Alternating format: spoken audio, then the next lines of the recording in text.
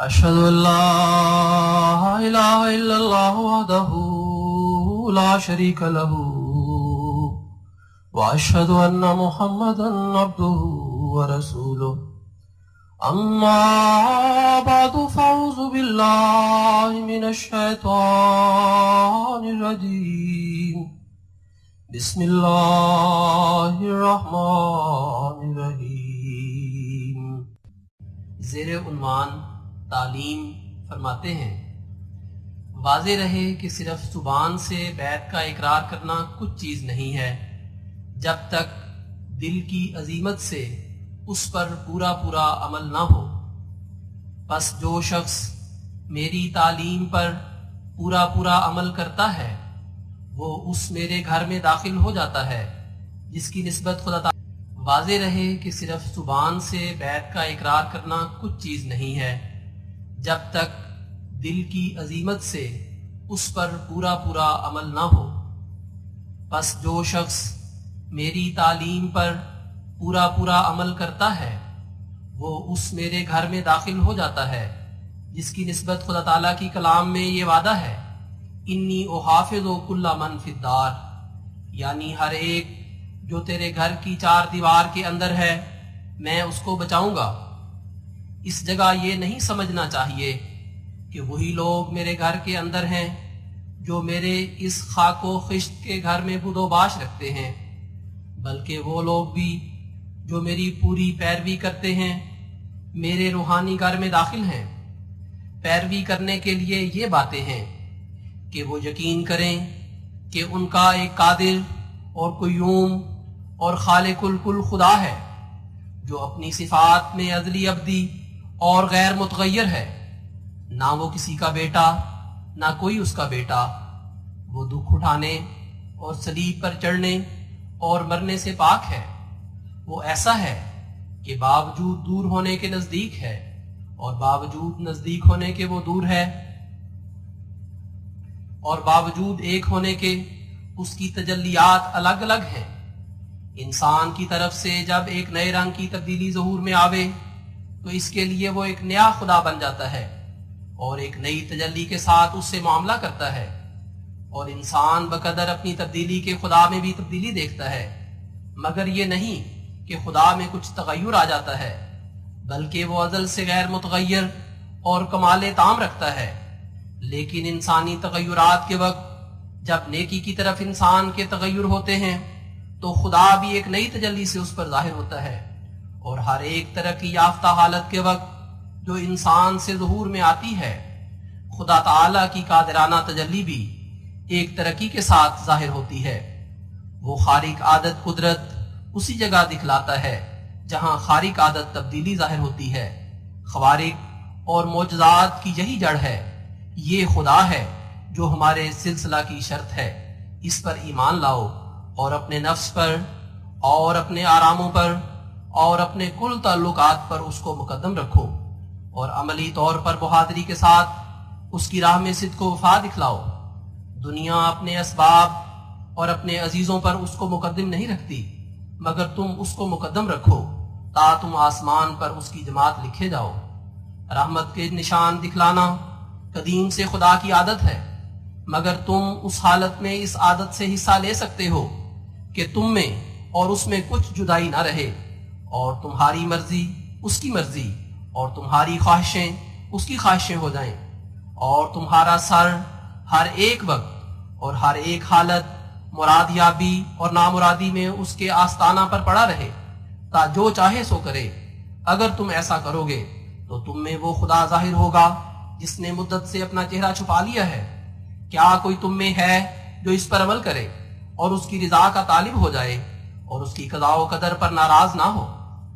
سو تم مصیبت کو دیکھ کر اور بھی قدم آگے رکھو کہ یہ تمہاری ترقی کا ذریعہ ہے، اور اس کی توحید زمین پر پھیلانے کے لیے اپنی تمام طاقت سے کوشش کرو، اور اس کے بندوں پر رحم کرو، اور ان پر زبان یا ہاتھ یا کسی تدبیر سے ظلم نہ کرو، اور مخلوق کی بھلائی کے لیے کوشش کرتے رہو، اور کسی پر تکبر نہ کرو، گو اپنا ماتحت ہو، اور کسی کو گالی مت دو گو وہ گالی دیتا ہو۔ غریب اور حلیم اور نیک نیت اور مخلوق کے ہمدرد بن جاؤ تا قبول کیے جاؤ۔ بہت ہیں جو حلم ظاہر کرتے ہیں مگر وہ اندر سے بیڑیے ہیں، بہت ہیں جو اوپر سے صاف ہیں مگر اندر سے سانپ ہیں۔ سو تم اس کی جناب میں قبول نہیں ہو سکتے جب تک ظاہر و باطن ایک نہ ہو۔ بڑے ہو کر چھوٹوں پر رحم کرو، نہ ان کی تحقیر، اور عالم ہو کر نادانوں کو نصیحت کرو، نہ خود نمائی سے ان کی تذلیل، اور امیر ہو کر غریبوں کی خدمت کرو، نہ خود پسندی سے ان پر تکبر۔ ہلاکت کی راہوں سے ڈرو، خدا سے ڈرتے رہو، اور تقوی اختیار کرو، اور مخلوق کی پرستش نہ کرو، اور اپنے مولا کی طرف منقطع ہو جاؤ، اور دنیا سے دل برداشتہ رہو، اور اسی کے ہو جاؤ، اور اسی کے لیے زندگی بسر کرو، اور اس کے لیے ہر ایک ناپاکی اور گناہ سے نفرت کرو، کیونکہ وہ پاک ہے۔ چاہیے کہ ہر ایک صبح تمہارے لیے گواہی دے کہ تم نے تقوی سے رات بسر کی، اور ہر ایک شام تمہارے لیے گواہی دے کہ تم نے ڈرتے ڈرتے دن بسر کیا۔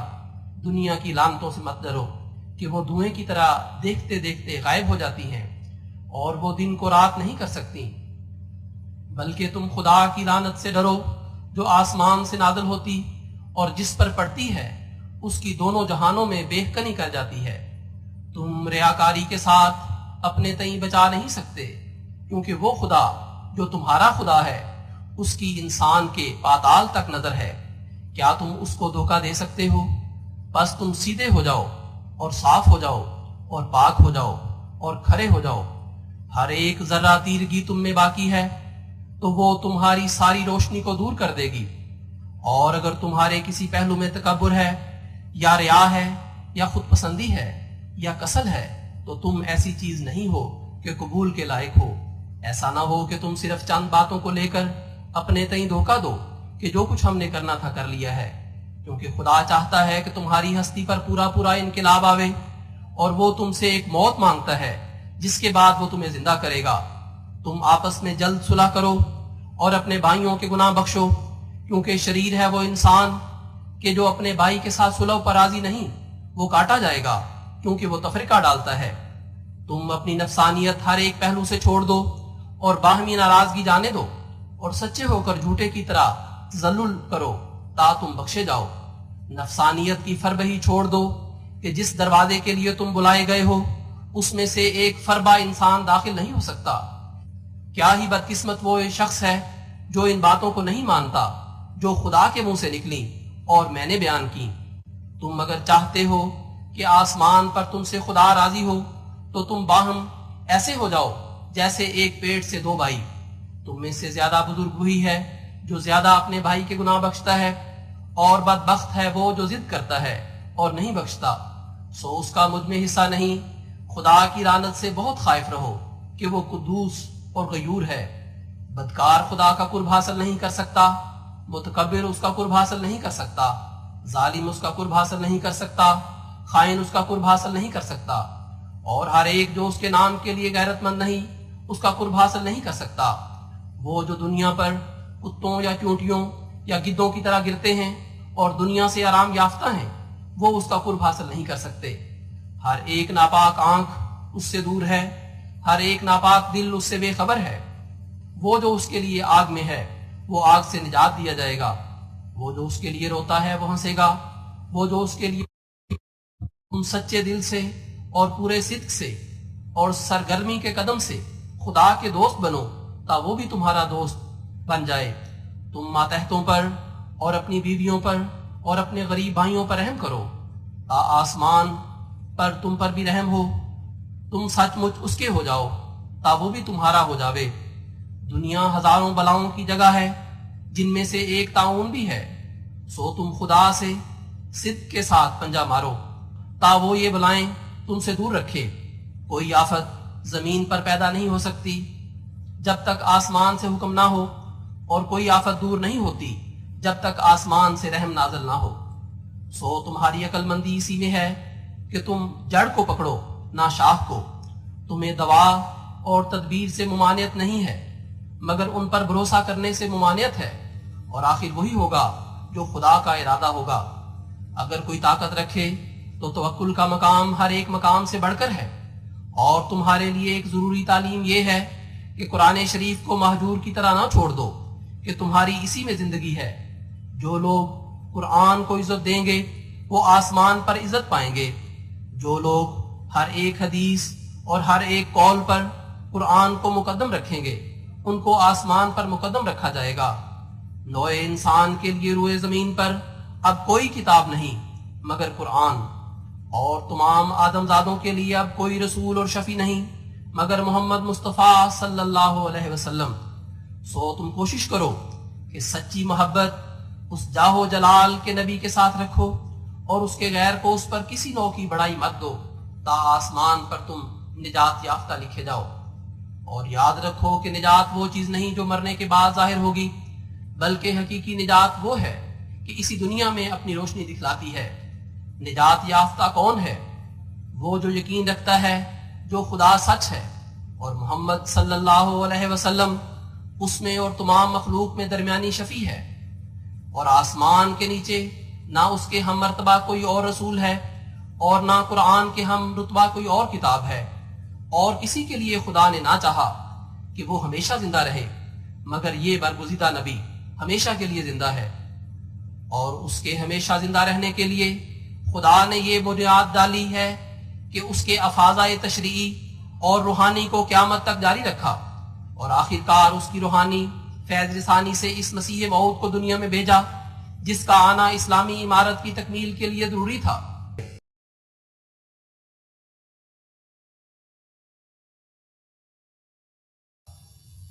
حضور فرماتے ہیں، بس جو شخص مجھ سے سچی بیعت کرتا ہے اور سچے دل سے میرا پیرو بنتا ہے اور میری اطاعت میں محو ہو کر اپنے تمام ارادوں کو چھوڑتا ہے، وہی ہے جو ان آفتوں کے دنوں میں میری روح اس کی شفاعت کرے گی۔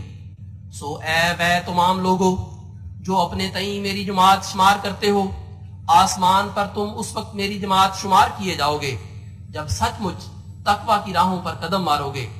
سو اپنی 5 وقتہ نمازوں کو ایسے خوف اور حضور سے ادا کرو کہ گویا تم خدا تعالیٰ کو دیکھتے ہو، اور اپنے روزوں کو خدا کے لیے صدق کے ساتھ پورے کرو۔ ہر ایک جو زکوٰۃ کے لائق ہے وہ زکوٰۃ دے، اور جس پر حج فرض ہو چکا ہے اور کوئی معنی نہیں وہ حج کرے۔ نیکی کو سنوار کر ادا کرو اور بدی کو بیدار ہو کر ترک کرو۔ یقیناً یاد رکھو کہ کوئی عمل خدا تک نہیں پہنچ سکتا جو تقوی سے خالی ہے۔ ہر ایک نیکی کی جڑ تقوی ہے۔ جس عمل میں یہ جڑ ضائع نہیں ہوگی وہ عمل بھی ضائع نہیں ہوگا۔ ضرور ہے کہ انواع رنج و مصیبت سے تمہارا امتحان بھی ہو جیسا کہ پہلے مومنوں کے امتحان ہوئے۔ سو خبردار رہو، ایسا نہ ہو کہ ٹھوکر کھاؤ۔ زمین تمہارا کچھ بھی بگاڑ نہیں سکتی اگر تمہارا آسمان سے پختہ تعلق ہے۔ جب کبھی تم اپنا نقصان کرو گے تو اپنے ہاتھوں سے نہ دشمن کے ہاتھوں سے۔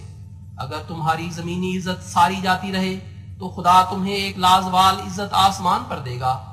سو تم اس کو مت چھوڑو، اور ضرور ہے کہ تم دکھ دیے جاؤ اور اپنی کئی امیدوں سے بے نصیب کیے جاؤ۔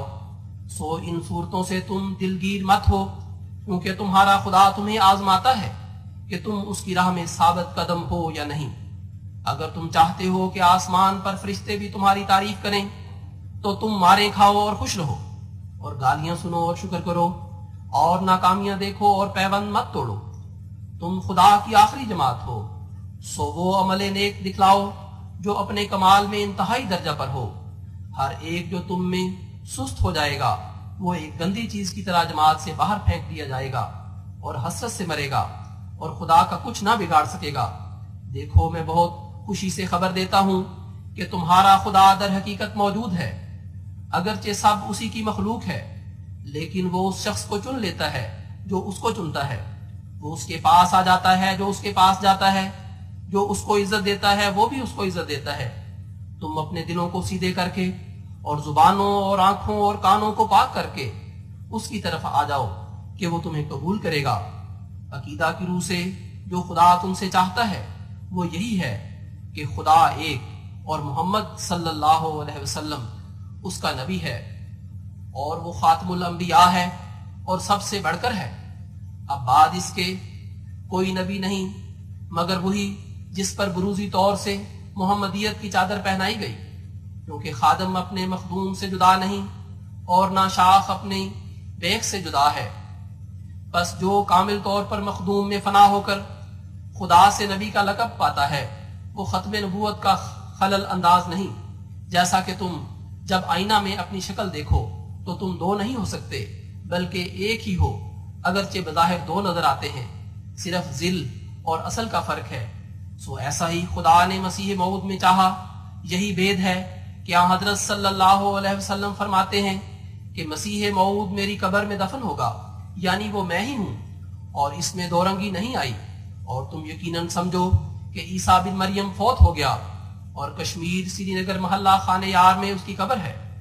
حضور علیہ الصلوۃ والسلام نے اس پر حاشیہ میں تحریر فرمایا، عیسائی محققوں نے اسی رائے کو ظاہر کیا ہے، دیکھو کتاب سپر نیچرل ریلیجن صفحہ 522۔ اگر تفصیل چاہتے ہو تو ہماری کتاب تحفہ گولریا کا صفحہ 139 دیکھ لو۔ خدا تعالیٰ نے اپنی کتاب عزیز میں اس کے مر جانے کی خبر دی ہے، اور میں حضرت عیسیٰ علیہ السلام کی شان کا منکر نہیں، وہ خدا نے مجھے خبر دی ہے کہ مسیح محمدی مسیح موسوی سے افضل ہے، لیکن تاہم میں مسیح ابن مریم کی بہت عزت کرتا ہوں، کیونکہ میں روحانیت کی روح سے اسلام میں خاتم الخلفاء ہوں، جیسا کہ مسیح ابن مریم اسرائیلی سلسلہ کے لیے خاتم الخلفاء تھا۔ موسیٰ کے سلسلہ میں ابن مریم مسیح موعود تھا، اور محمدی سلسلہ میں مسیح موعود ہوں، سو میں اس کی عزت کرتا ہوں جس کا ہم نام ہوں۔ اور مفسد اور مفتری ہے وہ شخص جو مجھے کہتا ہے کہ میں مسیح ابن مریم کی عزت نہیں کرتا۔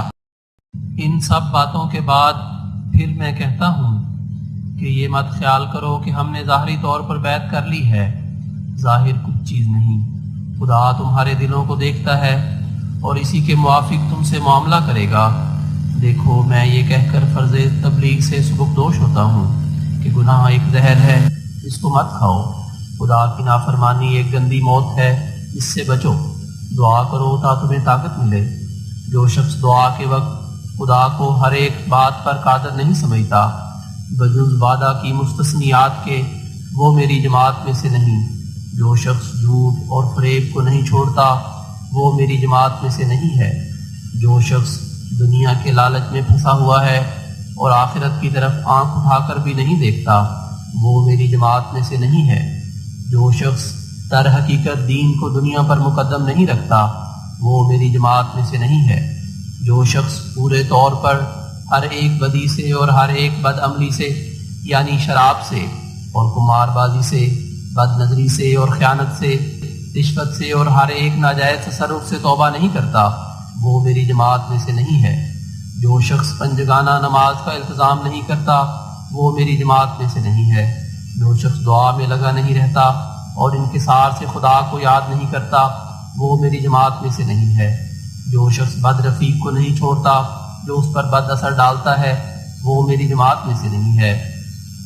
جو شخص اپنے ماں باپ کی عزت نہیں کرتا اور امور معروفہ میں جو خلاف قرآن نہیں ہیں ان کی بات کو نہیں مانتا اور ان کی تعہد خدمت سے لاپرواہ ہے وہ میری جماعت میں سے نہیں ہے۔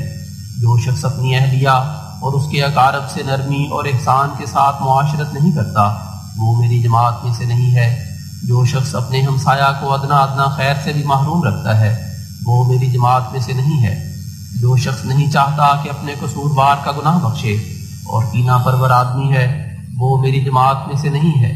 ہر ایک مرد جو بیوی سے یا بیوی خامن سے خیانت سے پیش آتی ہے وہ میری جماعت میں سے نہیں ہے۔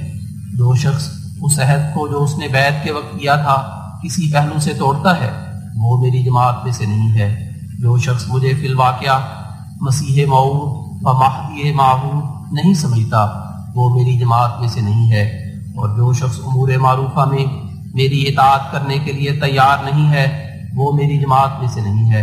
اور جو شخص مخالفوں کی جماعت میں بیٹھتا ہے اور ہاں میں ہاں ملاتا ہے وہ میری جماعت میں سے نہیں ہے۔ ہر ایک زانی، فاسق، شرابی، خونی، چور، قمار باز، خائن، مرتشی، غاصب، ظالم، دروغگو، جعلساز اور ان کا ہم نشین اور اپنے بھائیوں اور بہنوں پر تہمتیں لگانے والا جو اپنے افعال شنیعہ سے توبہ نہیں کرتا اور خراب مجلسوں کو نہیں چھوڑتا وہ میری جماعت میں سے نہیں ہے۔ یہ سب زہریں ہیں، تم ان زہروں کو کھا کر کسی طرح بچ نہیں سکتے، اور تاریکی اور روشنی ایک جگہ جمع نہیں ہو سکتی۔ ہر ایک جو پیچ در پیچ طبیعت رکھتا ہے اور خدا کے ساتھ صاف نہیں ہے وہ اس برکت کو ہرگز نہیں پا سکتا جو صاف دلوں کو ملتی ہے۔ کیا ہی خوش قسمت وہ لوگ ہیں جو اپنے دلوں کو صاف کرتے ہیں اور اپنے دلوں کو ہر ایک آلودگی سے پاک کر لیتے ہیں اور اپنے خدا سے وفاداری کا عہد باندھتے ہیں، کیونکہ وہ ہرگز ضائع نہیں کیے جائیں گے۔ ممکن نہیں کہ خدا ان کو رسوا کرے، کیونکہ وہ خدا کے ہیں اور خدا ان کا، وہ ہر ایک بلا کے وقت بچائے جائیں گے۔ احمق ہے وہ دشمن جو ان کا قصد کرے، کیونکہ وہ خدا کی گود میں ہیں اور خدا ان کی حمایت میں۔ کون خدا پر ایمان لایا؟ صرف وہی جو ایسے ہیں۔ ایسا ہی وہ شخص بھی احمق ہے جو ایک بے باک گناہ گار اور بد باطن اور شریر النفس کے فکر میں ہے، کیونکہ وہ خود ہلاک ہوگا۔ جب سے خدا نے آسمان اور زمین کو بنایا کبھی ایسا اتفاق نہیں ہوا کہ اس نے نیکوں کو تباہ اور ہلاک اور نیست و نابود کر دیا ہو، بلکہ وہ ان کے لیے بڑے بڑے کام دکھلاتا رہا ہے اور اب بھی دکھلائے گا۔ وہ خدا نہایت وفادار خدا ہے اور وفاداروں کے لیے اس کے عجیب کام ظاہر ہوتے ہیں۔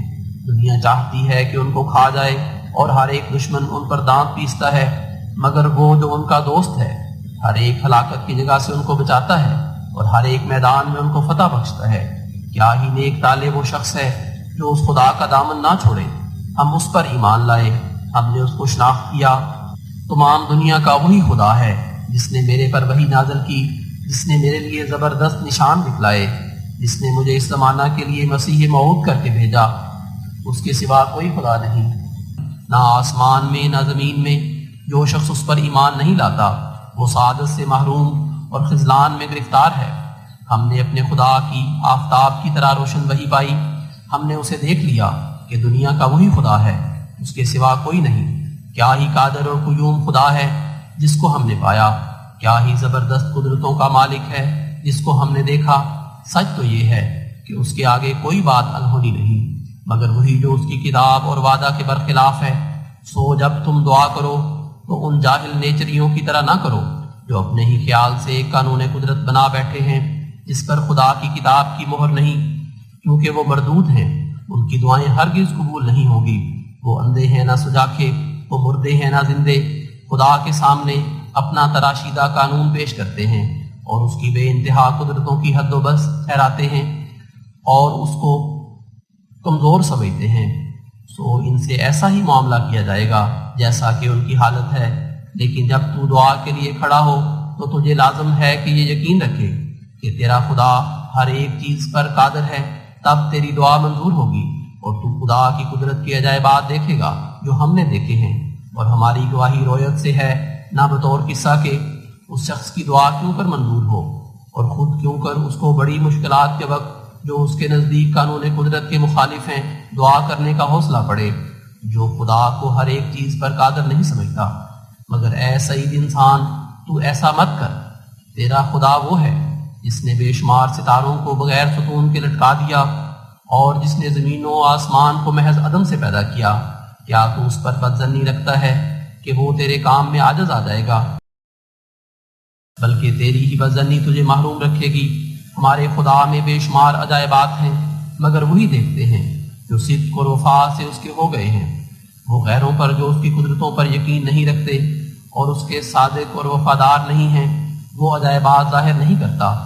کیا بدبخت وہ انسان ہے جس کو اب تک یہ پتہ نہیں کہ اس کا ایک خدا ہے جو ہر ایک چیز پر قادر ہے۔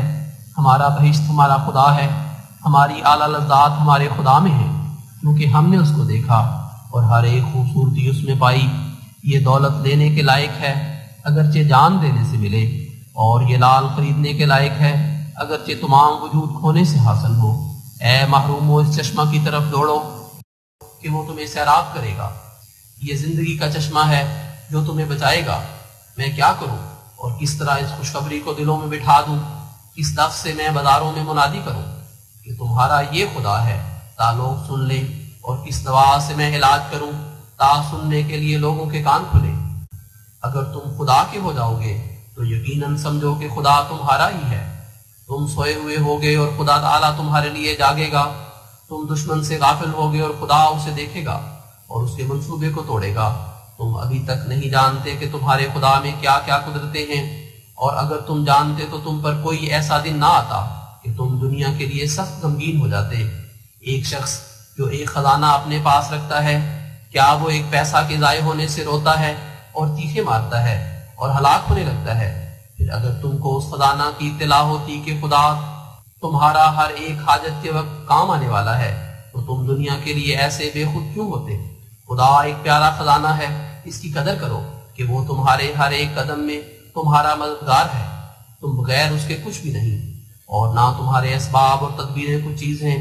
غیر قوموں کی تقلید نہ کرو کہ جو بکلی اسباب پر گر گئی ہیں، اور جیسے سانپ مٹی کھاتا ہے انہوں نے سفلی اسباب کی مٹی کھائی، اور جیسے گدھ اور کتے مردار کھاتے ہیں انہوں نے مردار پر دانت مارے، وہ خدا سے بہت دور جا پڑے۔ انسانوں کی پرستش کی اور خنزیر کھایا اور شراب کو پانی کی طرح استعمال کیا، اور حد سے زیادہ اسباب پر گرنے سے اور خدا سے قوت نہ مانگنے سے وہ مر گئے، اور آسمانی روح ان میں سے ایسی نکل گئی جیسا کہ ایک گھونسلہ سے کبوتر پرواز کر جاتا ہے۔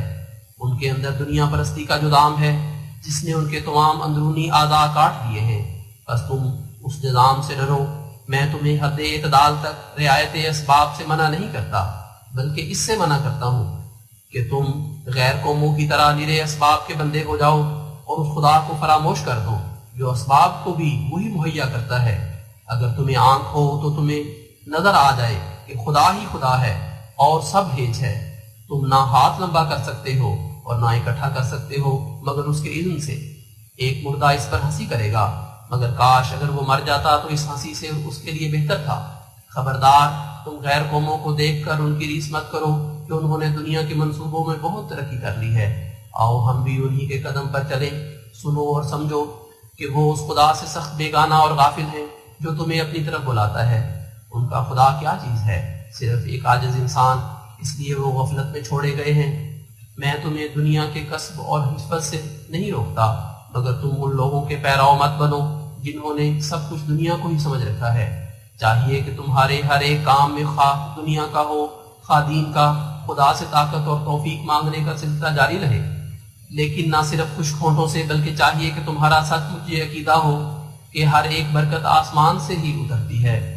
تم راست باز اس وقت بنو گے جبکہ تم ایسے ہو جاؤ کہ ہر ایک کام کے وقت، ہر ایک مشکل کے وقت، قبل اس کے جو تم کوئی تدبیر کرو اپنا دروازہ بند کرو اور خدا کی آستانہ پر گرو کہ ہمیں یہ مشکل پیش ہے، اپنے فضل سے مشکل کشائی فرما۔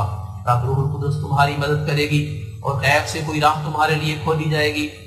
اپنی جانوں پر رحم کرو، اور جو لوگ خدا سے بکلی علاقہ توڑ چکے ہیں اور ہمہ اسباب پر گر گئے ہیں، یہاں تک کہ طاقت مانگنے کے لیے وہ منہ سے انشاءاللہ بھی نہیں نکالتے، ان کے پیرو مت بن جاؤ۔ خدا تمہاری آنکھیں کھولے تا تمہیں معلوم ہو کہ تمہارا خدا تمہاری تمام تدابیر کا شہتیر ہے۔ اگر شہتیر گر جائے تو کیا کڑیاں اپنی چھت پر قائم رہ سکتی ہیں؟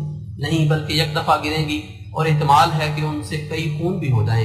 اسی طرح تمہاری تدابیر بغیر خدا کی مدد کے قائم نہیں رہ سکتی۔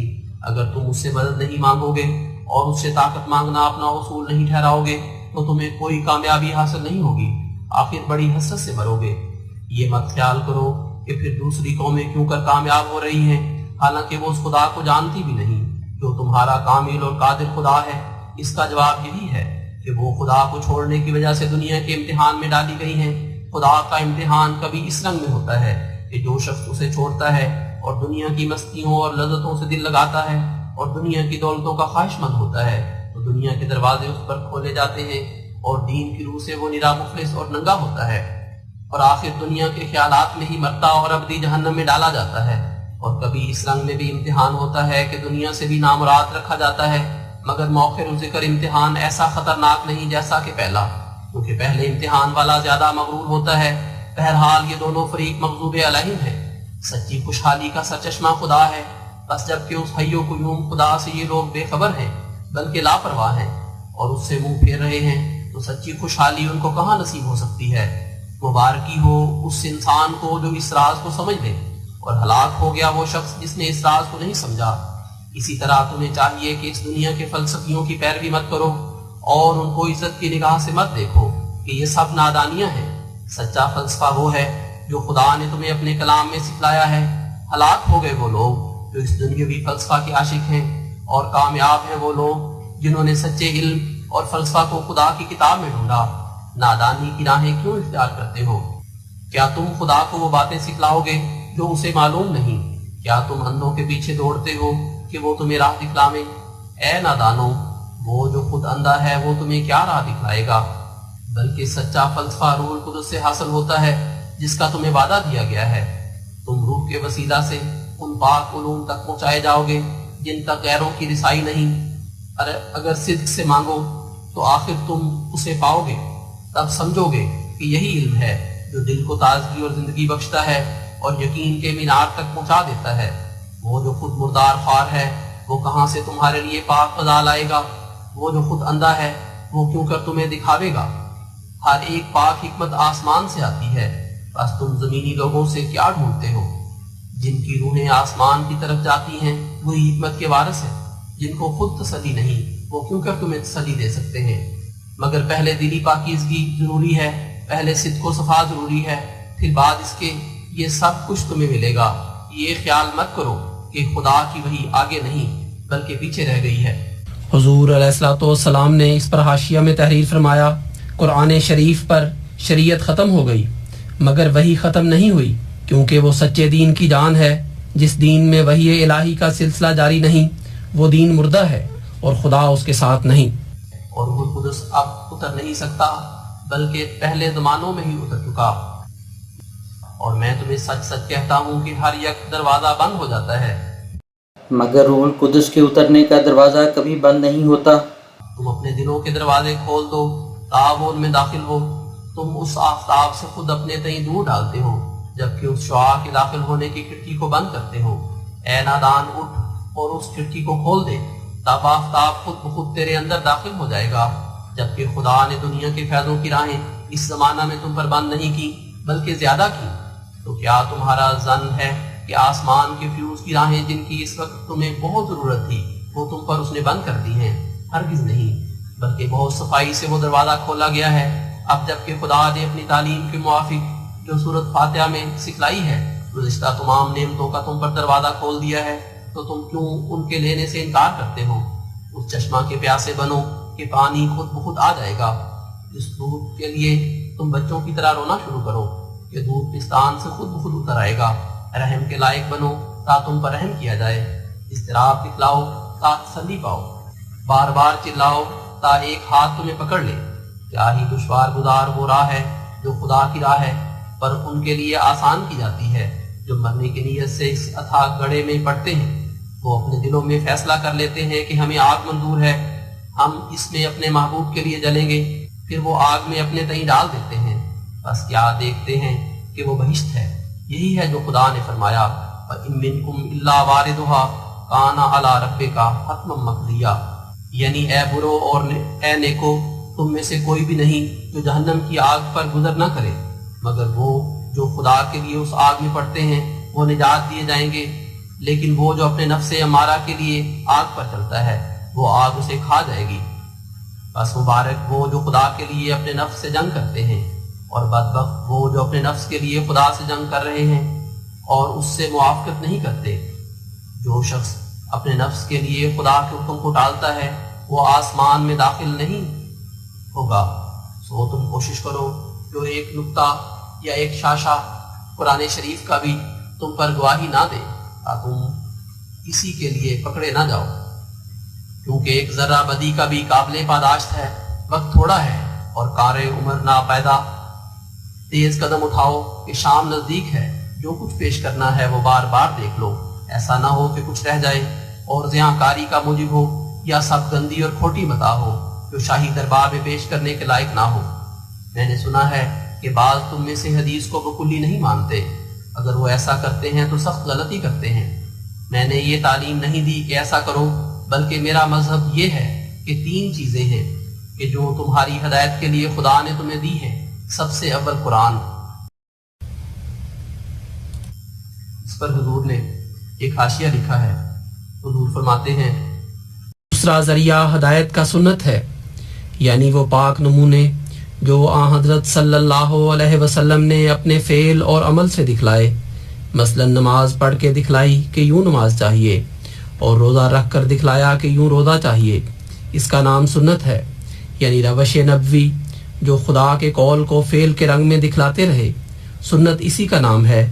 تیسرا ذریعہ ہدایت کا حدیث ہے، جو آپ کے بعد آپ کے اقوال جمع کیے گئے، اور حدیث کا رتبہ قرآن اور سنت سے کم تر ہے، کیونکہ اکثر حدیثیں ظنی ہیں، لیکن اگر ساتھ سنت ہو تو وہ اس کو یقینی کر دے گی۔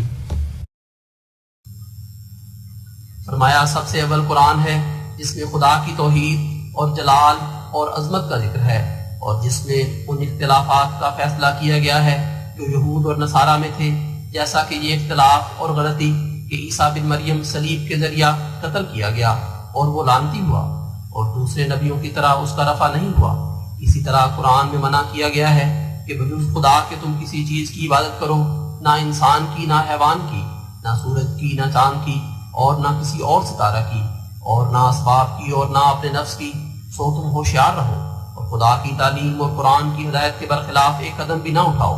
میں تمہیں سچ سچ کہتا ہوں کہ جو شخص قرآن کے 700 حکم میں سے ایک چھوٹے سے حکم کو بھی ٹالتا ہے، وہ نجات کا دروازہ اپنے ہاتھ سے اپنے پر بند کرتا ہے۔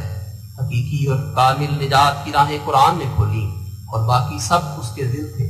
سو تم قرآن کو تدبر سے پڑھو اور اس سے بہت ہی پیار کرو، ایسا پیار کہ تم نے کسی سے نہ کیا ہو، کیونکہ جیسا کہ خدا نے مجھے مخاطب کر کے فرمایا الخیر کلہ فی القرآن، کہ تمام قسم کی بنائیاں قرآن میں ہیں، یہی بات سچ ہے۔ افسوس ان لوگوں پر جو کسی اور چیز کو اس پر مقدم رکھتے ہیں۔ تمہاری تمام فلاح اور نجات کا سرچشمہ قرآن میں ہے، کوئی بھی تمہاری ایسی دینی ضرورت نہیں جو قرآن میں نہیں پائی جاتی۔ تمہارے ایمان کا مصدق یا مکذب قیامت کے دن قرآن ہے، اور بجز قرآن کے آسمان کے نیچے اور کوئی کتاب نہیں جو بلا واسطہ قرآن تمہیں ہدایت دے سکے۔ خدا نے تم پر بہت احسان کیا ہے جو قرآن جیسی کتاب تمہیں عنایت کی۔ میں تمہیں سچ سچ کہتا ہوں کہ وہ کتاب جو تم پر پڑھی گئی اگر عیسائیوں پر پڑھی جاتی تو وہ ہلاک نہ ہوتے، اور یہ نعمت اور ہدایت جو تمہیں دی گئی اگر بجائے تورات کے یہودیوں کو دی جاتی تو بعض فرقے ان کے قیامت سے منکر نہ ہوتے۔ بس اس نعمت کی قدر کرو جو تمہیں دی گئی، یہ نہایت پیاری نعمت ہے، یہ بڑی دولت ہے۔ اگر قرآن نہ آتا تو تمام دنیا ایک گندے مضغہ کی طرح تھی۔ قرآن وہ کتاب ہے جس کے مقابل پر تمام ہدایتیں ہیچ ہیں۔ انجیل کا لانے والا وہ روح القدس تھا جو کبوتر کی شکل پر ظاہر ہوا، جو ایک ضعیف اور کمزور جانور ہے جس کو بلی بھی پکڑ سکتی ہے۔ اسی لیے عیسائی دن بدن کمزوری کے گڑھے میں پڑتے گئے اور روحانیت ان میں باقی نہ رہی، کیونکہ تمام ان کے ایمان کا مدار کبوتر پر تھا۔ مگر قرآن کا روح القدس اس عظیم الشان شکل میں ظاہر ہوا تھا جس نے زمین سے لے کر آسمان تک اپنے وجود سے تمام ارض و سما کو بھر دیا تھا۔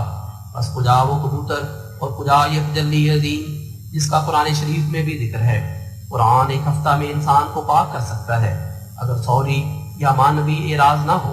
قرآن تم کو نبیوں کی طرح کر سکتا ہے اگر تم خود اس سے نہ بھاگو۔ بجز قرآن کسی کتاب نے اپنے ابتدا میں ہی اپنے پڑھنے والوں کو یہ دعا سکھلائی اور یہ امید دی کہ اہدنا الصراط المستقیم صراط الذین انعمت علیہم، یعنی ہمیں اپنی ان نعمتوں کی راہ دکھلا جو پہلوں کو دکھلائی گئی، جو نبی اور رسول اور صدیق اور شہید اور صالح تھے۔ بس اپنی ہمتیں بلند کرو اور قرآن کی دعوت کو رد مت کرو، وہ تمہیں وہ نعمتیں دینا چاہتا ہے جو پہلوں کو دی تھی۔ کیا اس نے بنی اسرائیل کا ملک اور بنی اسرائیل کا بیت المقدس تمہیں عطا نہیں کیا جو آج تک تمہارے قبضہ میں ہے؟ بس اے سست اعتقادوں اور کمزور ہمتوں، کیا تمہیں یہ خیال ہے کہ تمہارے خدا نے جسمانی طور پر تو بنی اسرائیل کے تمام املاک کا تمہیں قائم مقام کر دیا، مگر روحانی طور پر تمہیں قائم مقام نہ کر سکا؟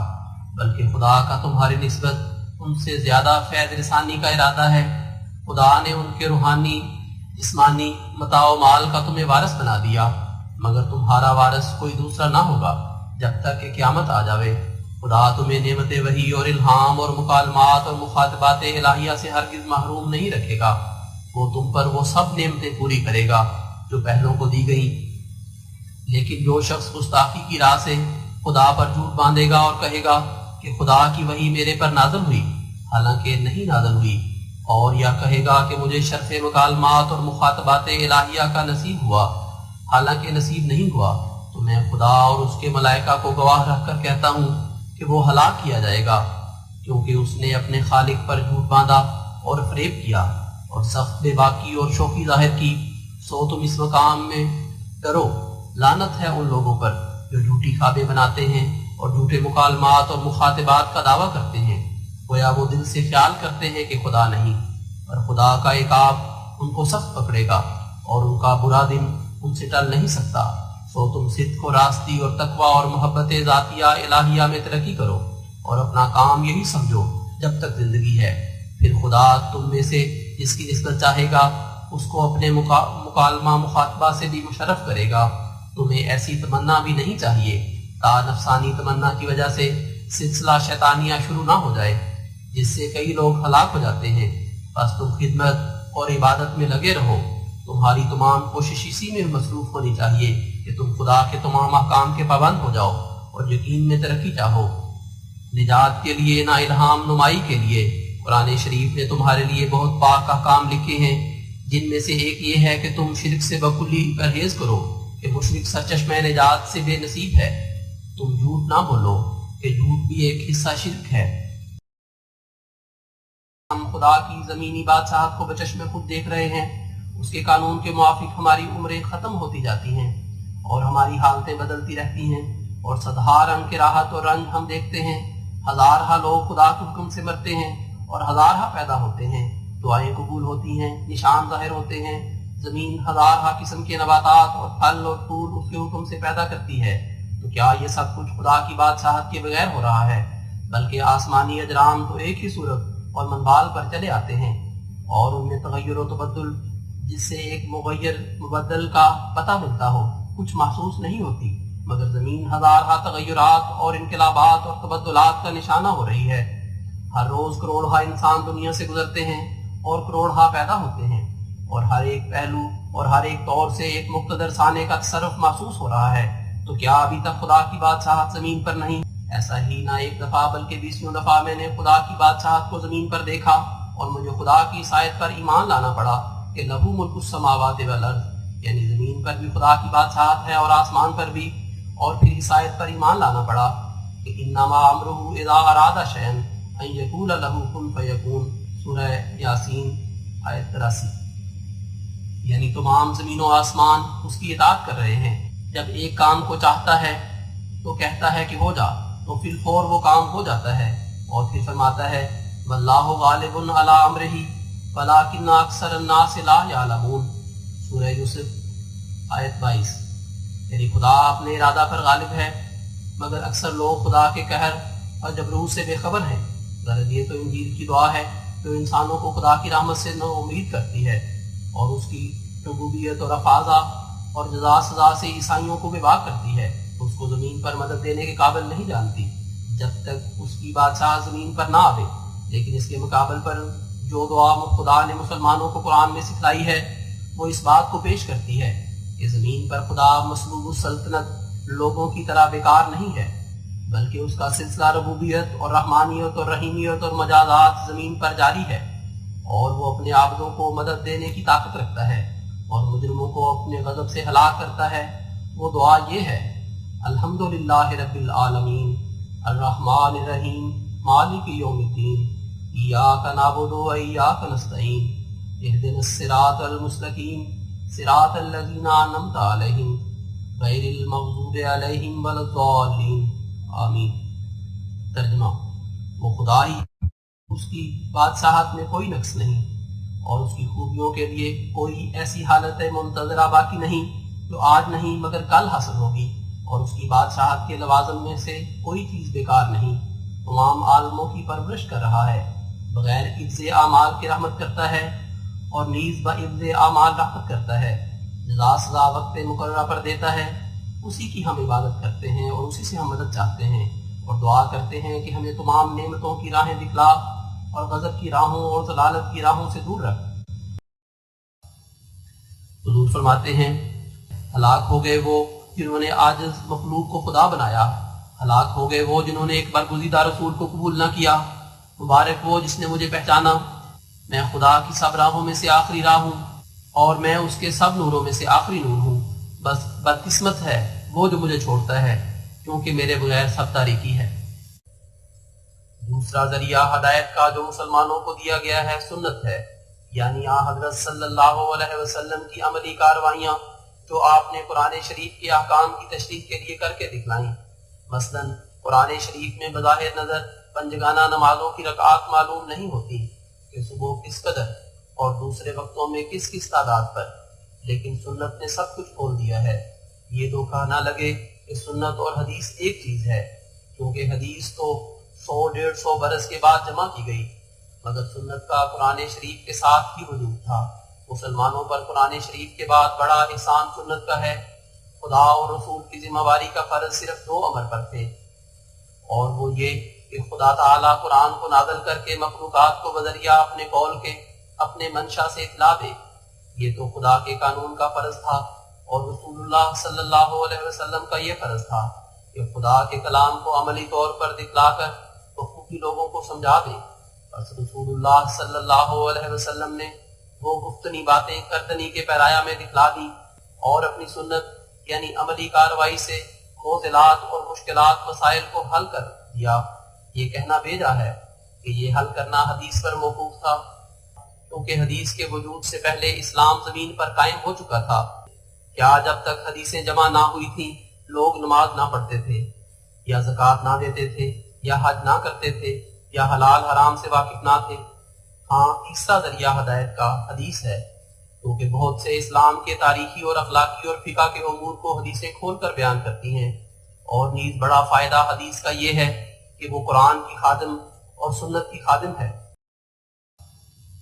حضور فرماتے ہیں، ہاں حدیث کی اگرچہ اکثر حصہ اس کا ظن کے مرتبہ پر ہے، مگر بشرط عدم تعارض قرآن و سنت تمسک کے لائق ہے، اور مؤید قرآن و سنت ہے، اور بہت سے اسلامی مسائل کا ذخیرہ اس کے اندر موجود ہے۔ بس حدیث کا قدر نہ کرنا گویا ایک عضو اسلام کا کاٹ دینا ہے۔ حضور فرماتے ہیں، ہم مسلمانوں کے لیے صحیح بخاری نہایت متبرک اور مفید کتاب ہے۔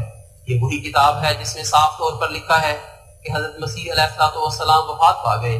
ایسا ہی مسلم اور دوسری احادیث کی کتابیں بہت سے معارف اور مسائل کا ذخیرہ اپنے اندر رکھتی ہیں، اور اس احتیاط سے ان پر عمل واجب ہے کہ کوئی مضمون ایسا نہ ہو جو قرآن اور سنت اور ان احادیث سے مخالف ہو جو قرآن کے مطابق ہیں۔ اے خدا کے طالب بندو، کان کھولو اور سنو کہ یقین جیسی کوئی چیز نہیں۔ یقین ہی ہے جو گناہ سے چھڑاتا ہے، یقین ہی ہے جو نیکی کرنے کی قوت دیتا ہے، یقین ہی ہے جو خدا کا عاشق صادق بناتا ہے۔ کیا تم گناہ کو بغیر یقین کے چھوڑ سکتے ہو؟ کیا تم جذبات نفس سے بغیر یقینی تجلی کے رک سکتے ہو؟ کیا تم بغیر یقین کے کوئی تسلی پا سکتے ہو؟ کیا تم بغیر یقین کے کوئی سچی تبدیلی پیدا کر سکتے ہو؟ کیا تم بغیر یقین کے کوئی سچی خوشحالی حاصل کر سکتے ہو؟ کیا آسمان کے نیچے کوئی ایسا کفارہ اور ایسا فدیہ ہے جو تم سے گناہ ترک کرا سکے؟ کیا مریم کا بیٹا عیسیٰ ایسا ہے جو اس کا مصنوعی خون گناہ سے چھڑا سکے؟ اے عیسائیوں، ایسا جھوٹ مت بولو۔ اپنی نجات کے لیے یقین کا محتاج تھا، اور اس نے یقین کیا اور نجات پائی۔ افسوس ہے کہ ان عیسائیوں پر جو یہ کہہ کر مخلوق کو دھوکہ دیتے ہیں کہ ہم نے مسیح کے خون سے گناہ سے نجات پائی ہے، حالانکہ وہ سر سے پیر تک گناہ میں غرق ہیں۔ وہ نہیں جانتے کہ ان کا کون خدا ہے، بلکہ زندگی تو غفلت آمیز ہے۔ شراب کی مستی ان کے دماغ میں ہے، مگر وہ پاک مستی جو آسمان سے اترتی ہے اس سے وہ بے خبر ہے۔ اور جو زندگی خدا کے ساتھ ہوتی ہے اور جو پاک زندگی کے نتائج ہوتے ہیں وہ اس سے بے نصیب ہے۔ بس تم یاد رکھو کہ بغیر یقین کے تم تاریک زندگی سے باہر نہیں آ سکتے، اور نہ روح القدس تمہیں مل سکتا ہے۔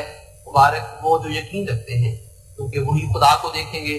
مبارک وہ جو شبہات اور شکوک سے نجات پا گئے ہیں، کیونکہ وہی گناہ سے نجات پائیں گے۔ مبارک تم جب کہ تمہیں یقین کی دولت دی جائے کہ اس کے بعد تمہارے گناہ کا خاتمہ ہوگا۔ گناہ اور یقین دونوں جمع نہیں ہو سکتے۔ کیا تم ایسے سوراخ میں ہاتھ ڈال سکتے ہو جس میں تم ایک سخت زہریلے سانپ کو دیکھ رہے ہو؟ کیا تم ایسی جگہ کھڑے رہ سکتے ہو جس جگہ کسی کوہ آتش فشاں سے پتھر برستے ہیں یا بجلی پڑتی ہے، یا ایک خونخوار شیر کے حملہ کرنے کی جگہ ہے، یا ایک ایسی جگہ ہے جہاں ایک مہلک طاعون نسل انسانی کو معدوم کر رہی ہے؟ پھر اگر تمہیں خدا پر ایسا ہی یقین ہے جیسا کہ سانپ پر یا بجلی پر یا شیر پر یا طاعون پر، تو ممکن نہیں کہ اس کے مقابل پر تم نافرمانی کر کے سزا کی راہ اختیار کر سکو یا صدق و وفا کا اس سے تعلق توڑ سکو۔ اے بیت لوگوں جو نیکی اور راست بازی کے لیے بلائے گئے ہو، تم یقیناً سمجھو کہ خدا کی کشش اس وقت تم میں پیدا ہوگی اور اسی وقت تم گناہ کے مکروہ داغ سے پاک کیے جاؤ گے جبکہ تمہارے دل یقین سے بھر جائیں گے۔ شاید تم کہو گے کہ ہمیں یقین حاصل ہے، سو یاد رہے کہ تمہیں دھوکہ لگا ہوا ہے۔ یقین تمہیں ہرگز حاصل نہیں، کیونکہ اس کے لوازم حاصل نہیں۔ وجہ یہ کہ تم گناہ سے باز نہیں آتے، تم ایسا قدم آگے نہیں اٹھاتے جو اٹھانا چاہیے، تم ایسے طور سے نہیں ڈرتے جو ڈرنا چاہیے۔ تم سوچ لو کہ جس کو یقین ہے کہ فلاں سوراخ میں سانپ ہے، وہ سوراخ میں کب ہاتھ ڈالتا ہے، اور جس کو یقین ہے کہ اس کے کھانے میں زہر ہے، وہ اس کھانے کو کب کھاتا ہے۔ اور جو یقینی طور پر دیکھ رہا ہے کہ اس فلاں بن میں 1000 خونخوار شیر ہے، اس کا قدم کیوں کر بے احتیاطی اور غفلت سے اس بن کی طرف اٹھ سکتا ہے۔ تو تمہارے ہاتھ اور تمہارے پاؤں اور تمہارے کان اور تمہاری آنکھیں کیوں کر گناہ پر دلیری کر سکتی ہیں؟ اگر تمہیں خدا اور جزا سزا پر یقین ہے، گناہ یقین پر غالب نہیں ہو سکتا۔ اور جب کہ تم ایک بسم کرنے اور کھا جانے والی آگ کو دیکھ رہے ہو تو کیوں کر اس آگ میں اپنے تئی ڈال سکتے ہو؟ اور یقین کی دیواریں آسمان تک ہیں، شیطان ان پر چڑھ نہیں سکتا۔ ہر ایک جو پاک ہوا وہ یقین سے پاک ہوا۔ یقین دکھ اٹھانے کی قوت دیتا ہے، یہاں تک ایک بادشاہ کو تخت سے اتارتا ہے اور فقیری جامہ پہناتا ہے۔ یقین ہر ایک دکھ کو سہل کر دیتا ہے۔ یقین خدا کو دکھاتا ہے، اور ہر ایک کفارہ جھوٹا ہے، اور ہر ایک فتیہ باطل ہے، اور ہر ایک پاکیزگی یقین کی راہ سے آتی ہے۔ وہ چیز جو گناہ سے چھڑاتی اور خدا تک پہنچاتی اور فرشتوں سے صدق اور ثبات میں آگے بڑھا دیتی ہے، وہ یقین ہے۔ ہر ایک مذہب جو یقین کا سامان پیش نہیں کرتا وہ جھوٹا ہے۔ ہر ایک مذہب جو یقینی وسائل سے خدا کو دکھا نہیں سکتا وہ جھوٹا ہے۔ ہر ایک مذہب جس نے وجود پرانے قصوں کے اور کچھ نہیں وہ جھوٹا ہے۔ خدا جیسے پہلے تھا وہ اب بھی ہے، اور اس کی قدرتیں جیسے پہلے تھی وہ اب بھی ہیں، اور اس کا نشان دکھلانے پر جیسا کہ پہلے اقتدار تھا وہ اب بھی ہے۔ پھر تم کیوں قصوں پر راضی ہوتے ہو؟ وہ مذہب ہلاک شدہ ہے جس کے معجزات صرف قصے ہیں، جس کی پیشگوئیاں صرف قصے ہیں۔ وہ جماعت ہلاک شدہ ہے جس پر خدا نازل نہیں ہوتا اور جو یقین کے ذریعہ خدا کے ہاتھ سے پاک نہیں ہوئی۔ اس طرح انسان نفسانی لذات کا سامان دیکھ کر ان کی طرف کھینچا جاتا ہے، اسی طرح انسان جب روحانی لذات یقین کے ذریعہ سے حاصل کرتا ہے تو وہ خدا کی طرف کھینچا جاتا ہے، اور اس کا حسن اس کو ایسا مست کر دیتا ہے کہ دوسری تمام چیزیں اس کو سراسر ردی دکھائی دیتی ہیں، اور انسان اسی وقت گناہ سے مخلصی پاتا ہے جبکہ وہ خدا اور اس کے جبروت اور جزا سزا پر یقینی طور پر اطلاع پاتا ہے۔ ہر ایک بے باکی کی جڑ بے خبری ہے۔ جو شخص خدا کی یقینی معرفت سے کوئی حصہ لیتا ہے وہ بے باک نہیں رہ سکتا۔ اگر گھر کا مالک جانتا ہے کہ ایک پرزور سیلاب نے اس کے گھر کی طرف رخ کیا ہے، اور یا اس کے گھر کے ارد گرد آگ لگ چکی ہے اور صرف ایک ذرا سی جگہ باقی ہے، تو وہ اس گھر میں ٹھہر نہیں سکتا۔ تو پھر تم خدا کی جزا سزا کے یقین کا دعویٰ کر کے کیوں کر اپنے خطرناک حالتوں پر ٹھہر رہے ہو؟ سو تم آنکھیں کھولو اور خدا کے اس قانون کو دیکھو جو تمام دنیا میں پایا جاتا ہے۔ چوہے مت بنو جو نیچے کی طرف جاتے ہیں، بلکہ بلند پرواز کبوتر بنو جو آسمان کی فضا کو اپنے لیے پسند کرتا ہے۔ تم توبہ کی بیعت کر کے پھر گناہ پر قائم نہ رہو، اور سانپ کی طرح مت بنو جو کھال اتار کر پھر بھی سانپ ہی رہتا ہے۔ موت کو یاد رکھو کہ وہ تمہارے نزدیک آتی جاتی ہے اور تم اس سے بے خبر ہو۔ کوشش کرو کہ پاک ہو جاؤ، کہ انسان پاک کو تب پاتا ہے کہ خود پاک ہو جاوے، مگر تم اس نعمت کو کیوں کر پا سکو؟ اس کا جواب خود خدا نے دیا ہے، جہاں قرآن میں فرماتا ہے وَاسْتَعِینُوا بِالصَّبْرِ وَالصَّلَاةِ، سورہ بقرہ آیت نمبر 46، یعنی نماز اور صبر کے ساتھ خدا سے مدد چاہو۔ نماز کیا چیز ہے؟ وہ دعا ہے جو تسبیح، تحمید، تقدیس اور استغفار اور درود کے ساتھ تضرع سے مانگی جاتی ہے۔ سو جب تم نماز پڑھو تو بے خبر لوگوں کی طرح اپنی دعاؤں میں صرف عربی الفاظ کے پابند نہ رہو، کیونکہ ان کی نماز اور ان کا استغفار سب رسمیں ہیں جن کے ساتھ کوئی حقیقت نہیں۔ لیکن تم جب نماز پڑھو تو بجز قرآن کے جو خدا کا کلام ہے، اور بجز بعض ادعیہ معصورہ کے کہ وہ رسول کا کلام ہے، باقی اپنی تمام عام دعاؤں میں اپنی زبان میں ہی الفاظ متضرعانہ ادا کر لیا کرو، تاکہ تمہارے دلوں پر اس عجز و نیاز کا کچھ اثر ہو۔ بندگانہ نمازیں کیا چیز ہیں؟ وہ تمہارے مختلف حالات کا فوٹو ہے۔ تمہاری زندگی کے لازمی حال 5 تغیر ہیں جو بلا کے وقت تم پر وارد ہوتے ہیں، اور تمہاری فطرت کے لیے ان کا وارد ہونا ضروری ہے۔ نمبر 1، پہلے جب کہ تم مطلع کیے جاتے ہو کہ تم پر ایک بلا آنے والی ہے، مثلا جیسے تمہارے نام عدالت سے ایک وارنٹ جاری ہوا، یہ پہلی حالت ہے جس نے تمہاری تسلی اور خوشحالی میں خلل ڈالا، تو یہ حالت زوال کے وقت سے مشابہ ہے، کیونکہ اس سے تمہاری خوشحالی میں زوال آنا شروع ہوا۔ اس کے مقابل پر نماز ظہر متعین ہوئی، جس کا وقت زوال آفتاب سے شروع ہوتا ہے۔ نمبر 2، دوسرا تغیر اس وقت تم پر آتا ہے جبکہ تم بلا کے محل سے بہت نزدیک کیے جاتے ہو، مثلا جبکہ تم بذریعہ وارنٹ گرفتار ہو کر حاکم کے سامنے پیش ہوتے ہو۔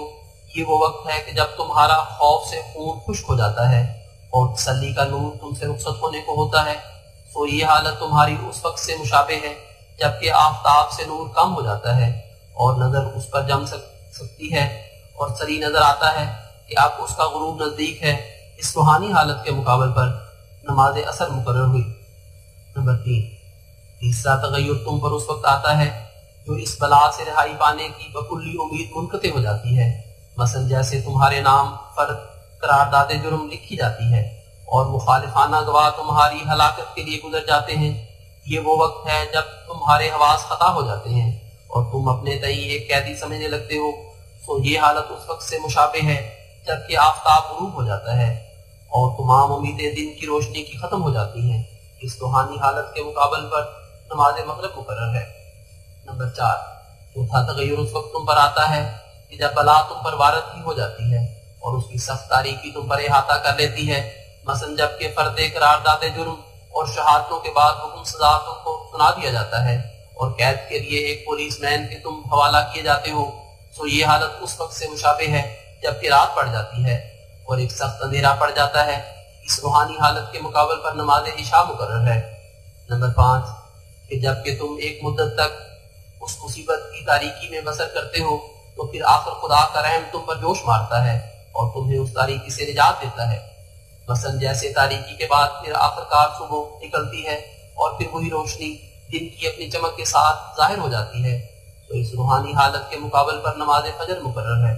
اور خدا نے تمہارے فطرتی تغیرات میں 5 حالتیں دیکھ کر اس سے تم سمجھ سکتے ہو کہ یہ نمازیں خاص تمہارے نفس کے فائدہ کے لیے ہیں۔ بس اگر تم چاہتے ہو کہ ان بلاؤں سے بچے رہو تو پنجگانہ نمازوں کو ترک نہ کرو کہ وہ تمہارے اندرونی اور روحانی تغیرات کا ذل ہے۔ نماز میں آنے والی بلاؤں کا علاج ہے۔ تم وہ نہیں جانتے کہ نیا دن چڑھنے والا کس قسم کی قضاء و قدر تمہارے لیے لائے گا، بس قبل اس کے جو دن چڑھے تم اپنے مولا کی جناب میں تضرع کرو کہ تمہارے لیے خیر و برکت کا دن چڑھے۔ حضور فرماتے ہیں، اے امیروں اور بادشاہوں اور دولت مندوں، آپ لوگوں میں سے ایسے بہت ہی کم ہیں جو خدا سے ڈرتے اور اس کی تمام راہوں میں راست باز ہیں۔ اکثر ایسے ہیں کہ دنیا کے ملک اور دنیا کے املاک سے دل لگاتے ہیں اور پھر اسی میں عمر بسر کر لیتے ہیں اور موت کو یاد نہیں رکھتے۔ ہر ایک امیر جو نماز نہیں پڑھتا اور خدا سے لاپرواہ ہے، اس کے تمام نوکروں چاکروں کا گناہ اس کی گردن پر ہے۔ ہر ایک امیر جو شراب پیتا ہے، اس کی گردن پر ان لوگوں کا بھی گناہ ہے جو اس کے متحد ہو کر شراب میں شریک ہیں۔ اے عقل مندو، یہ دنیا ہمیشہ کی جگہ نہیں، تم سنبھل جاؤ۔ تم ہر ایک بے اعتدالی کو چھوڑ دو، ہر ایک نشہ کی چیز کو ترک کرو۔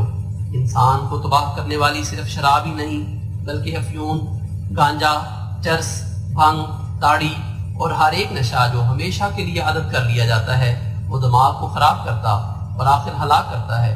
تو تم مجھ سے بچو۔ ہم نہیں سمجھ سکتے کہ تم کیوں ان چیزوں کو استعمال کرتے ہو، جس کی شامت سے ہر ایک سال ہزارہا تمہارے جیسے نشہ کے عادی اس دنیا سے کوچ کر جاتے ہیں، اور آخرت کا عذاب الگ ہے۔ پرہیزگار انسان بن جاؤ تا تمہاری عمریں زیادہ ہوں اور تم خدا سے برکت پاؤ۔ حد سے زیادہ عیاشی میں بسر کرنا لعنتی زندگی ہے، حد سے زیادہ بدخلق اور بے مہر ہونا لعنتی زندگی ہے، حد سے زیادہ خدا یا اس کے بندوں کی ہمدردی سے لاپرواہ ہونا لعنتی زندگی ہے۔ ہر ایک امیر خدا کے حقوق اور انسانوں کے حقوق سے ایسا ہی پوچھا جائے گا جیسا کہ ایک فقیر، بلکہ اس سے زیادہ۔ بس کیا ہی بدقسمت وہ شخص ہے جو اس مختصر زندگی پر بھروسہ کر کے بکلی خدا سے منہ پھیر لیتا ہے اور خدا کے حرام کو ایسی بے باکی سے استعمال کرتا ہے کہ گویا وہ حرام اس کے لیے حلال ہے۔ غصہ کی حالت میں دیوانوں کی طرح کسی کو گالی، کسی کو زخمی اور کسی کو قتل کرنے کے لیے تیار ہو جاتا ہے اور شہوات کے جوش میں بے حیائی کے طریقوں کو انتہا تک پہنچا دیتا ہے، سو وہ سچی خوشحالی کو نہیں پائے گا یہاں تک کہ مرے گا۔ اے عزیزو، تم تھوڑے دنوں کے لیے دنیا میں آئے ہو، اور وہ بھی بہت کچھ گزر چکے، سو اپنے مولا کو ناراض مت کرو۔ ایک انسانی گورنمنٹ جو تم سے زبردست ہو اگر تم سے ناراض ہو تو وہ تمہیں تباہ کر سکتی ہے، بس تم سوچ لو کہ خدا تعالیٰ کی ناراضگی سے کیوں کر تم بچ سکتے ہو۔ اگر تم خدا کی آنکھوں کے آگے متقی ٹھہر جاؤ تو تمہیں کوئی بھی تباہ نہیں کر سکتا، اور وہ خود تمہاری حفاظت کرے گا، اور دشمن جو تمہاری جان کے درپے ہے تم پر قابو نہیں پائے گا، ورنہ تمہاری جان کا کوئی حافظ نہیں، اور تم دشمنوں سے ڈر کر یا اور آفات میں مبتلا ہو کر بے قراری سے زندگی بسر کرو گے، اور تمہاری عمر کے آخری دن بڑے غم اور غصہ کے ساتھ گزریں گے۔ خدا ان لوگوں کی پناہ ہو جاتا ہے جو اس کے ساتھ ہو جاتے ہیں، سو خدا کی طرف آ جاؤ اور ہر ایک مخالفت اس کی چھوڑ دو، اور اس کے فرائض میں سستی نہ کرو، اور اس کے بندوں پر زبان سے یا ہاتھ سے ظلم مت کرو، اور آسمانی قہر اور غضب سے ڈرتے رہو، یہی راہ نجات ہے۔ حضور فرماتے ہیں قرآن شریف میں کہاں لکھا ہے کہ مذہب کے لیے جبر درست ہے، بلکہ اللہ تعالیٰ تو قرآن شریف میں فرماتا ہے لا اکراہ فی الدین، سورہ بقرہ آیت 257، یعنی دین میں جبر نہیں۔ پھر مسیح ابن مریم کو جبر کا اختیار کیوں کر دیا جائے گا، یہاں تک کہ وجود اسلام یا قتل کے جزیہ بھی قبول نہ کرے گا؟ یہ تعلیم قرآن شریف کے کس مقام اور کس سپارہ اور کس صورت میں ہے؟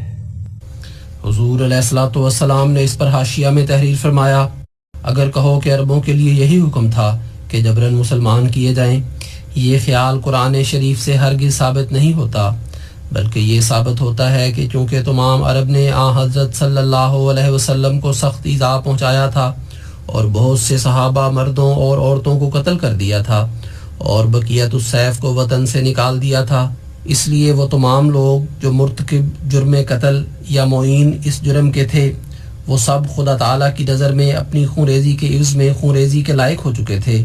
ان کی نسبت بطور قصاص اصل حکم قتل کا تھا، مگر ارحم الراحمین کی طرف سے یہ رعایت دی گئی کہ اگر کوئی ان میں سے مسلمان ہو جائے تو اس کا گزشتہ جرم جس کی وجہ سے وہ قابل سزائے موت ہے بخش دیا جائے گا۔ بس کہاں یہ صورت رحم اور کہاں جبر۔ حضور فرماتے ہیں سارا قرآن بار بار کہہ رہا ہے کہ دین میں جبر نہیں، اور صاف طور پر ظاہر کر رہا ہے کہ جن لوگوں سے حضرت صلی اللہ علیہ وسلم کے وقت میں لڑائیاں کی گئی تھیں وہ لڑائیاں دین کو جبراً شائع کرنے کے لیے نہیں تھیں، بلکہ یا تو بطور سزا تھیں، یعنی ان لوگوں کو سزا دینا منظور تھا جنہوں نے ایک گروہ کثیر مسلمانوں کو قتل کیا اور بعض کو وطن سے نکال دیا تھا اور نہایت سخت ظلم کیا تھا، جیسا کہ اللہ تعالیٰ فرماتا ہے اُذِنَ لِلَّذِينَ يُقَاتَلُونَ بِأَنَّهُمْ ظُلِمُوا وَإِنَّ اللَّهَ عَلَىٰ نَصْرِهِمْ لَقَدِيرٌ، سورہ حج آیت نمبر 40۔ یعنی ان مسلمانوں کو جن سے کفار جنگ کر رہے ہیں بسبب مظلوم ہونے کے مقابلہ کرنے کی اجازت دی گئی، اور خدا قادر ہے کہ جو ان کی مدد کرے۔ اور یا وہ لڑائیاں ہیں جو بطور مدافعت تھیں، یعنی جو لوگ اسلام کے نابود کرنے کے لیے پیش قدمی کرتے تھے یا اپنے ملک میں اسلام کو شائع ہونے سے جبراً روکتے تھے، ان سے بطور حفاظت خود اختیاری یا ملک میں آزادی پیدا کرنے کے لیے لڑائی کی جاتی تھی۔ بجز ان تین صورتوں کے حضرت صلی اللہ علیہ وسلم اور آپ کے مقدس خلیفوں نے کوئی لڑائی نہیں کی، بلکہ اسلام نے غیر قوموں کے ظلم کی اس قدر برداشت کی ہے جو اس کی دوسری قوموں میں نظیر نہیں ملتی۔ حضور فرماتے ہیں اور یہی سچ ہے کہ مسیح فوت ہو چکا اور سری نگر محلہ خانہ یار میں اس کی قبر ہے۔ اب خدا خود نازل ہوگا اور ان لوگوں سے آپ لڑے گا جو سچائی سے لڑتے ہیں۔ خدا کا لڑنا قابل اعتراض نہیں کیونکہ وہ نشانوں کے رنگ میں ہے، لیکن انسان کا لڑنا قابل اعتراض ہے کیونکہ وہ جبر کے رنگ میں ہے۔ حضور فرماتے ہیں عورتوں کو کچھ نصیحت۔ ہمارے اس زمانہ میں بعض خاص بدعات میں عورتیں بھی مبتلا ہیں، وہ تعدد نکاح کے مسئلہ کو نہایت بری نظر سے دیکھتی ہیں، گویا اس پر ایمان نہیں رکھتی۔ ان کو معلوم نہیں کہ خدا کی شریعت ہر ایک قسم کا علاج اپنے اندر رکھتی ہے۔ بس اگر اسلام میں تعدد نکاح کا مسئلہ نہ ہوتا تو ایسی صورتیں جو مردوں کے لیے نکاح ثانی کے لیے پیش آ جاتی ہیں اس شریعت میں ان کا کوئی علاج نہ ہوتا۔ مثلا اگر عورت دیوانہ ہو جائے یا مجنون ہو جائے یا ہمیشہ کے لیے کسی ایسی بیماری میں گرفتار ہو جائے جو بیکار کر دیتی ہے، یا کوئی ایسی صورت پیش آ جائے کہ عورت قابل رحم ہو مگر بیکار ہو جاوے، اور مرد بھی قابل رحم کہ وہ تجرد پر صبر نہ کر سکے، تو ایسی صورت میں مرد کے خواہ پر یہ ظلم ہے کہ اس کو نکاح ثانی کی اجازت نہ دی جاوے۔ در حقیقت خدا کی شریعت نے انہی امور پر نظر کر کے مردوں کے لیے یہ راہ کھلی رکھی ہے، اور مجبوریوں کے وقت عورتوں کے لیے بھی راہ کھلی ہے کہ اگر مرد بیکار ہو جاوے تو حاکم کے ذریعہ سے خلا کرا لیں، جو طلاق کے قائم مقام ہے۔ خدا کی شریعت دوا فروش کی دکان کی مانند ہے، بس اگر دکان ایسی نہیں ہے جس میں سے ہر ایک بیماری کی دوا مل سکتی ہے تو وہ دکان چل نہیں سکتی۔ بس غور کرو کہ کیا یہ سچ نہیں کہ بعض مشکلات مردوں کے لیے ایسی پیش آ جاتی ہیں جن میں وہ نکاح ثانی کے لیے مضطر ہوتے ہیں۔ وہ شریعت کس کام کی جس میں کل مشکلات کا علاج نہ ہو؟ دیکھو، انجیل میں طلاق کے مسئلہ کی بابت صرف زنا کی شرط تھی، اور دوسرے سدھا طرح کے اسباب جو مرد اور عورت میں جانی دشمنی پیدا کر دیتے ہیں ان کا کچھ ذکر نہ تھا۔ اس لیے عیسائی قوم اس خامی کی برداشت نہ کر سکی، اور آخر امریکہ میں ایک طلاق کا قانون پاس کرنا پڑا۔ تو اب سوچو کہ اس قانون میں انجیل کدھر گئی؟ اور اے عورتوں، فکر نہ کرو، جو تمہیں کتاب ملی ہے وہ انجیل کی طرح انسانی تصرف کی محتاج نہیں، اور اس کتاب میں جیسے مردوں کے حقوق محفوظ ہیں، عورتوں کے حقوق بھی محفوظ ہیں۔ اگر عورت مرد کے تعدد ازدواج پر ناراض ہے تو وہ بذریعہ حاکم خلا کرا سکتی ہے۔ خدا کا یہ فرض تھا کہ مختلف صورتیں جو مسلمانوں میں پیش آنے والی تھیں اپنی شریعت میں ان کا ذکر کر دیتا تا شریعت ناقص نہ رہتی۔ تو تم اے عورتوں اپنے خاوندوں کو ان ارادوں کے وقت کہ وہ دوسرا نکاح کرنا چاہتے ہیں خدا تعالیٰ کی شکایت مت کرو، بلکہ تم دعا کرو کہ خدا تمہیں مصیبت اور ابتلا سے محفوظ رکھے۔ بے شک وہ مرد سخت ظالم اور قابل مواخذہ ہے جو دو جوڑویں کر کے انصاف نہیں کرتا، مگر تم خود خدا کی نافرمانی کر کے مورد قہر الہی مت بنو۔ ہر ایک اپنے کام سے پوچھا جائے گا۔ اگر تم خدا تعالیٰ کی نظر میں نیک بنو تو تمہارا خامند بھی نیک کیا جائے گا۔ اگرچہ شریعت نے مختلف مصالح کی وجہ سے تعدد ازدواج کو جائز قرار دیا ہے، لیکن قضاء و قدر کا قانون تمہارے لیے کھلا ہے۔ اگر شریعت کا قانون تمہارے لیے قابل برداشت نہیں تو بذریعہ دعا قضاء و قدر کے قانون سے فائدہ اٹھاؤ، کیونکہ قضاء و قدر کا قانون شریعت کے قانون پر بھی غالب آ جاتا ہے۔ تقوی اختیار کرو، دنیا سے اور اس کی زینت سے بہت دل مت لگاؤ، قومی فخر مت کرو، کسی عورت سے ٹھٹھا ہنسی مت کرو، خامدوں سے وہ تقاضے نہ کرو جو ان کی حیثیت سے باہر ہیں۔ کوشش کرو کہ تا تم معصوم اور پاک دامن ہونے کی حالت میں قبروں میں داخل ہو۔ خدا کے فرائض، نماز، زکوٰۃ وغیرہ میں سستی مت کرو، اپنے خامدوں کی دل و جان سے مطیع رہو، بہت سا حصہ ان کی عزت کا تمہارے ہاتھ میں ہے۔ تو تم اپنی اس ذمہ داری کو ایسی عمدگی سے ادا کرو کہ خدا کے نزدیک صالحات قانتات میں گنی جاؤ۔ اسراف نہ کرو اور خامدوں کے مالوں کو بے جا طور پر خرچ نہ کرو، خیانت نہ کرو، چوری نہ کرو، گلا نہ کرو، ایک عورت دوسری عورت یا مرد پر بہتان نہ لگاوے۔ خاتمہ۔ یہ تمام مسائل جو ہم لکھ چکے ہیں اس غرض سے ہیں کہ تا ہماری جماعت خدا تعالیٰ کے خوف میں ترقی کرے، اور تا وہ اس لائق ہو جائیں کہ خدا کا غضب جو زمین پر بھڑک رہا ہے وہ ان تک نہ پہنچے، اور تا ان کے دنوں میں وہ خاص طور پر بچائے جائیں۔ سچی تقوی بہت ہی کم ہے، سچی تقوی خدا کو راضی کر دیتی ہے، اور خدا نامعمولی طور پر بلکہ نشان کے طور پر کامل متقی کو بلا سے بچاتا ہے۔ ہر ایک مکار یا نادان متقی ہونے کا دعویٰ کرتا ہے، مگر متقی وہ ہے جو خدا کے نشان سے متقی ثابت ہو۔ ہر ایک کہہ سکتا ہے کہ میں خدا سے پیار کرتا ہوں، مگر خدا سے پیار وہ کرتا ہے جس کا پیار آسمانی گواہی سے ثابت ہو۔ اور ہر ایک کہتا ہے کہ میرا مذہب سچا ہے، مگر سچا مذہب اس شخص کا ہے جس کو اسی دنیا میں نور ملتا ہے۔ اور ہر ایک کہتا ہے کہ مجھے نجات ملے گی، مگر اس قول میں سچا وہ شخص ہے جو اسی دنیا میں نجات کی انوار دیکھتا ہے۔ سو تم کوشش کرو کہ خدا کے پیارے ہو جاؤ تا تم ہر ایک آفت سے بچائے جاؤ۔ کامل متقی تعاون سے بچایا جائے گا کیونکہ وہ خدا کی پناہ میں ہے۔ تو تم کامل متقی بنو۔ جو کچھ خدا نے تعاون کے بارے میں فرمایا تم سن چکے ہو، وہ ایک غضب کی آگ ہے، بس تم اپنے تئیں اس آگ سے بچاؤ۔ جو شخص سچے طور پر میری پیروی کرتا ہے اور کوئی خیانت اس کے اندر نہیں، اور نہ کسل اور نہ غفلت ہے، اور نہ نیکی کے ساتھ بدی کو جمع رکھتا ہے، وہ بچایا جائے گا۔ لیکن وہ جو اس راہ میں سست قدم سے چلتا ہے اور تقوی کی راہوں میں پورے طور پر قدم نہیں مارتا یا دنیا پر گرا ہوا ہے، وہ اپنے تئیں امتحان میں ڈالتا ہے۔ ہر ایک پہلو سے خدا کی اطاعت کرو، اور ہر ایک شخص جو اپنے تئیں بیعت شدوں میں داخل سمجھتا ہے اس کے لیے اب وقت ہے کہ اپنے مال سے بھی اس سلسلہ کی خدمت کرے۔ جو شخص ایک پیسہ کی حیثیت رکھتا ہے وہ سلسلہ کے مصارف کے لیے ماہ بماہ 1 پیسہ دے دے، اور جو شخص 1 روپیہ ماہوار دے سکتا ہے وہ 1 روپیہ ماہوار ادا کرے، کیونکہ علاوہ لنگر خانہ کے اخراجات کے دینی کاروائیاں بھی بہت سے مصارف اگر ابھی تک بوجہ عدم گنجائش مہمانوں کے لیے آرام دہ مکان میسر نہیں جیسا کہ چاہیے، چارپائیوں کا انتظام نہیں، توسیع مسجد کی ضرورتیں بھی پیش ہیں، تعلیف اور اشاعت کا سلسلہ بمقابل مخالفوں کے نہایت کمزور ہے۔ عیسائیوں کی طرف سے جہاں 50,000 رسالے اور مذہبی پرچے نکلتے ہیں، ہماری طرف سے بالالتزام 1,000 بھی ماہ بماہ نہیں نکل سکتا۔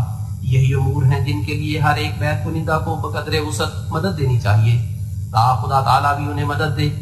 اگر بے ناغہ ماہ بماہ ان کی مدد پہنچتی رہے، وہ تھوڑی مدد ہو، تو وہ اس مدد سے بہتر ہے جو مدت تک فراموشی اختیار کر کے پھر کسی وقت اپنے ہی خیال سے کی جاتی ہے۔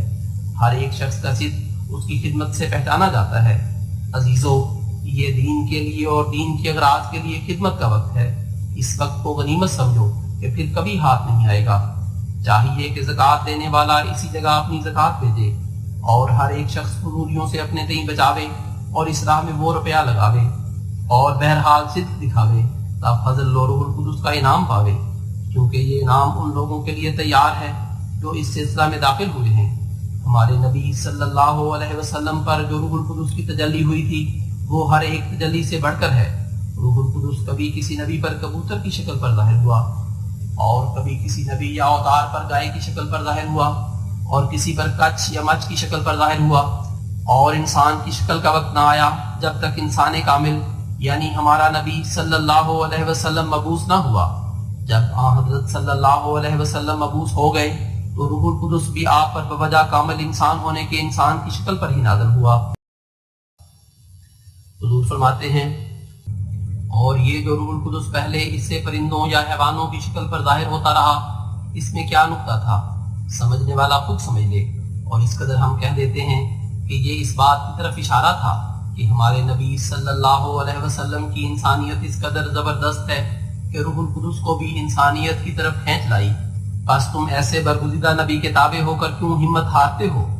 تم اپنے وہ نمونے دکھلاؤ جو فرشتے بھی آسمان پر تمہارے صدق و صفا سے حیران ہو جائیں اور تم پر درود بھیجیں۔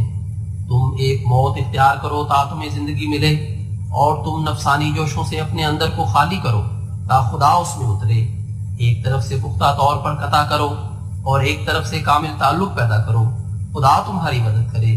اب میں ختم کرتا ہوں اور دعا کرتا ہوں کہ یہ تعلیم میری تمہارے لیے مفید ہو اور تمہارے اندر ایسی تبدیلی پیدا ہو کہ زمین کے تم ستارے بن جاؤ اور زمین اس نور سے روشن ہو جو تمہارے رب سے تمہیں ملے۔ آمین ثم آمین۔ یا عباد اللہ اذکرکم ایام اللہ و اذکرکم تقوی القلوب، انہ من یات ربہ مجرما فإن له جہنم لا يموت فیہا ولا یحیا، فلا تخلدوا الی زینت الدنیا وزورها فاتقوا اللہ واستعینوا بالصبر والصلاۃ ان اللہ وملائکتہ یصلون علی النبی یا ایھا الذین آمنوا صلوا علیہ وسلموا تسلیما۔ اللہم صل علی محمد وعلی آل محمد وبارک وسلم۔